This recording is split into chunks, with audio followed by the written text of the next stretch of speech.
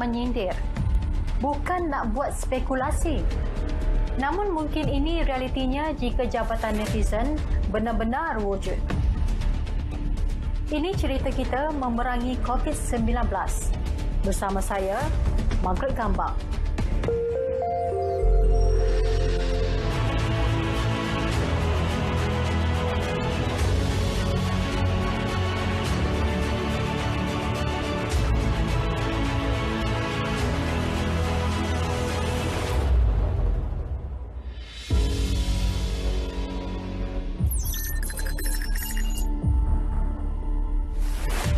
Radang paru-paru yang tidak diketahui puncanya mula dikesan di Wuhan, wilayah Hubei. So ini memang kita boleh bahagikan virus ini kepada 3 jenis strain lah, A, B, C. Kalau ikutkan apa yang literature review, A adalah paling rapat dekat asal-usul daripada haiwan, iaitu kelawar dengan usul pangolin. So based on sequencing data, kita boleh mengetahui asal-usulnya daripada haiwan, tetapi dia boleh jump species kepada manusia. Cara dia masuk tu menggunakan ada juga reseptor dekat spike protein yang serasi dengan reseptor ACE2 pada manusia. Sebab itu virus itu boleh jump kepada manusia lah. Pada Januari 2020, pihak WHO telah mengesahkan bahawa wabak yang berlaku di Wuhan, China adalah disebabkan jangkitan daripada coronavirus baharu atau novel coronavirus. Pada 24 hari bulan Januari, around 11.26 pagi, kami dapat mesej daripada WhatsApp mengatakan ada sampel COVID, suspected COVID daripada kontak positif di kes di Singapura. Pada jam 8.30 malam, sampel yang ditunggu tu akhirnya sampai. Kami dekat lab memang dah standby, ada 3 orang, which is saya bertugas pada malam tu dan 2 orang juruteknologi memakul batai. Of course, perasaan yang kami ada pada masa tu memang bercampur bau sebab dalam hati kami fikir, is it real sampel datang Malaysia? Kita sebut-sebut je, tiba-tiba dia dah sampai depan mata kami. So, pengalaman malam tu memang kalau nak ikutkan, nak dikenang balik, memang tak boleh tidur malam lah balik kalau diingat kembali. Actually, kami jalankan ujian dijangka keluar dalam jam 12 malam. Tapi pada masa tu, jam 11.30 malam, kami nampak keputusan ujian tu dah keluar sikit. And kami fikir dalam hati saya, kenapa nampak macam positif? So pada malam 24 Januari itulah yang kami keluarkan 3 kes positif yang pertama yang kita kesan COVID-19 di Malaysia.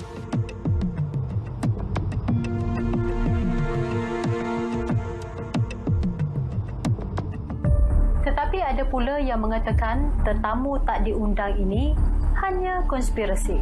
Satu pandemik yang dirancang.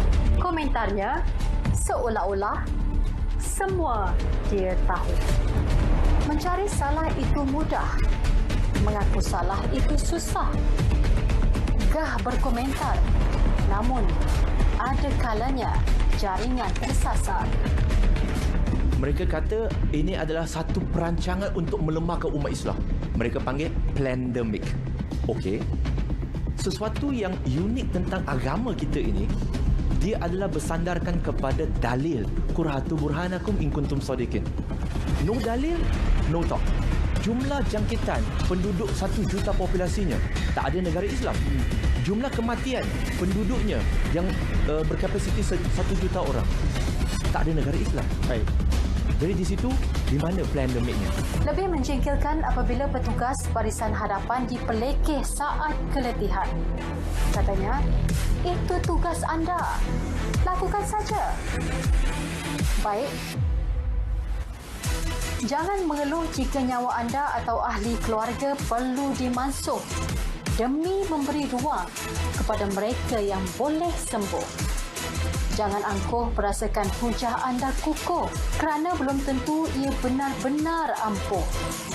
Jangan yakin sungguh tanpa vaksin anda tetap teguh kerana barangkali anda juga rapuh. Usah bermegah kerana mungkin kita yang akan rebah. Sebagaimana kita tahulah, staf masa kes yang banyak, makmal adalah rumah pertama mereka. Sebab ada yang bekerja sehingga 48 jam Tapi masa tu saya pun malam datang untuk dan itulah. Tapi saya banggalah dengan staf-stafnya sebab mereka ni amat tinggi komitmen mereka, sebab kita seboleh-bolehnya ingin membantu supaya keputusan itu disegerakan dalam tempoh 24 jam hinggalah kepada 24 hingga 48 jam. Tetapi kalaulah kita lihat masa tempoh yang ini minggu 17 dah ni, memang kami dikutuk disebabkan oleh sampel keputusan yang lambat dan sebagainya. So kita latih hospital-hospital swasta, hospital daripada army, militeri, universiti-universiti, MUSTI, MGI bertapak di makmal kami, memang agak lama membantu kami. So dalam tempoh yang masa meningkat sampel tu, memang kita telah dibantu oleh pelbagai agensi. So alhamdulillah lah. COVID-19 tidak diundang. Namun, realitinya, ia kini berada dalam komuniti kita. Lebih membimbangkan dengan varian yang mengganas. Virus menjangkiti, dan apabila menjangkiti, virus akan membiak di dalam paru-paru kita, dan pembiakan tersebut, kalau banyak pembiakan berlaku dan boleh menjangkiti, dan juga kalau banyak pembiakan berlakulah mutasi. Dan sekarang kita lihat pelbagai mutasi, dan VOI ataupun variant of interest dan juga variant of concern. Dalam negara kita dah ada 3 variant of concern telah dikesan, iaitu B117, B1351 dan B1617, iaitu varian India, South Africa dan juga UK. Susulan kes meningkat, Kementerian Kesihatan Malaysia dan agensi berkaitan tidak mengendurkan kesiapsiagaan. Malah, keperluan mendesak dipenuhi segera. Tapi apa yang penting ialah peningkatan katil dan juga ICU bukan satu penyelesaian. Penyelesaian ialah tindakan kesihatan awam. Jadi kita menyeru dan menyarankan kepada semua rakyat Malaysia untuk terus bantu Kementerian Kesihatan duduk di rumah. Kalau kita duduk di rumah, tiada perhimpunan dan tiada pergerakan, maka kita boleh mengurangkan jangkitan. Yang bergerak ialah manusia, yang berhimpun ialah manusia. Tetapi virus tak bergerak, virus tak berhimpun. Manusia yang berhimpun, manusia yang bergerak. Media arus perdana tanpa henti terus melaporkan situasi terkini COVID-19. Ada laporan yang dilihat memberi impak terhadap emosi dan pemikiran masyarakat. Tetapi keinsafan dan kesedaran itu hanya bersifat sementara. Selepas beberapa ketika, menjadi alfa semula. Ya, sekali buat salah mungkin tidak faham SOP. 2 kali, barangkali terlupa. Kali ketiga, sengaja mengundang amarah rakyat sejagat. Kalau kali keempat, apa maknanya? Pandemik ini datang tak diundang. Tetapi situasi gelombang ketiga yang masih belum reda ini, mungkin kita yang menjadi dalam. Basah kuyup mandi peluh. Tanam padi, lalang yang tumbuh.